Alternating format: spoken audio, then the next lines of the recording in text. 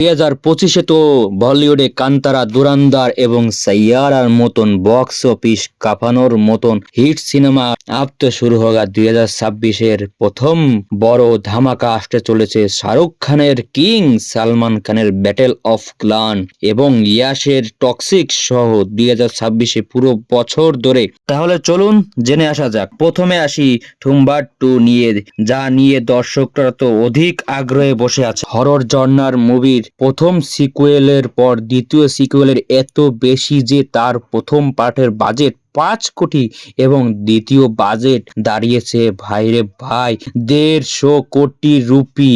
S huge budget. এই মুভির রিলিজের খবর দর্শকদের নড়ে চড়ে বসতে বাধ্য করে দিয়েছে। এক্সাইটিং বিষয়টা হলো ধর্ষম 3, যা আসতে চলেছে 2026-এ এবং শোনা যাচ্ছে যে হিন্দি এবং মালায়ালাম 2 ভার্সনে আসবে, যেখানে মোহনলাল দৃশ্যম শুটিং শুরু করে দিলেও অজয় দেবগন এখনো শুটিং শুরু করেনি।